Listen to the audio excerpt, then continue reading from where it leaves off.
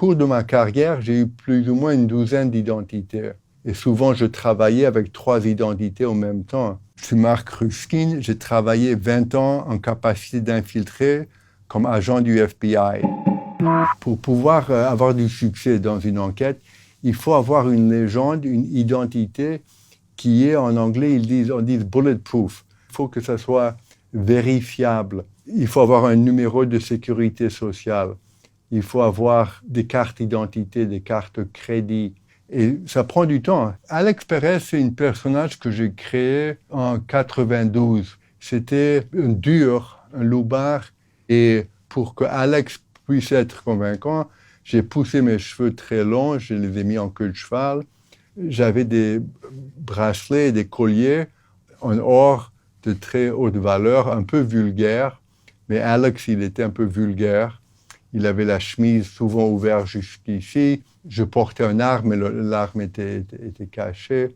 Moi, j'ai travaillé dans une enquête très, très intéressante, Sunblock, où j'ai acheté des grandes quantités d'héroïne d'un groupe de Chinois malaisiens. Et eux, ils pensaient que j'étais un haut trafiquant de cocaïne mexicain.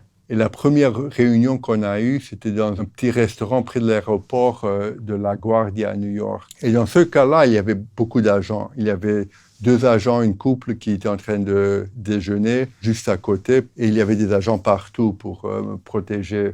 On a pris un café ensemble. C'était pas du tout facile de développer du rapport avec ce type-là. Après 20 minutes, il y avait une petite escalier pour descendre. Le patron fait comme ça et il pointe, fait signe que je descends. Alors je descends, j'entre dans la petite vieille pissoire et lui, il sort un paquet de clopes, il le met sur le pissoir entre nous deux et il sort. Attends, moi, je prends le paquet, je regarde dedans, je vois qu'il y a quelque chose d'aluminium. Et après, je monte, on a fini notre café, j'ai parti. Quand on était sûr que je n'étais pas suivi, je me suis réuni avec l'agent qui était en charge de l'enquête et je lui ai donné le paquet de clopes. Et dedans, il y avait un échantillon de l'héroïne. Ça a été testé, on a vu que c'était 92% pure héroïne. Alors, c'est de la qualité, c'est de l'héroïne qui peut être coupé 12 fois avant d'être vendu sur le terrain, dans la rue. Et après ça, j'ai commencé à acheter des quantités importantes. Et dans cette enquête, on travaillait avec un Mexicain qui était un vrai chef d'un cartel mexicain qui avait été condamné à perpétuité en prison. Et il continuait, soi-disant, à contrôler son organisation dans la prison. Et moi, j'étais son neveu, hors de prison. Alors, c'était lui qui me donnait, soi-disant, mes ordres. J'ai commencé à travailler dans des enquêtes de contre-espionnage pour découvrir des traîtres. Un type qui travaillait dans un centre de recherche nucléaire. Il essayait de vendre des tubes qui sont utilisés pour convertir l'uranium en uranium enrichi qui peut être utilisé dans des armes nucléaires. On a appris qu'un des pays avec qui il voulait négocier, c'était la France. Je me suis présenté comme Jean-Marc, haut fonctionnaire des services de renseignement de la France, des GSE. Et on a négocié, on a fait des échanges où il m'a donné des preuves, des photos. Il y avait des ingénieurs qui travaillaient avec nous qui ont dit « oui, ça c'est quelque chose de sérieux ». Il voulait 200 000 $ en effectif et le deal, ça a pris, on a eu un rendez-vous presque 40 minutes sur le toit.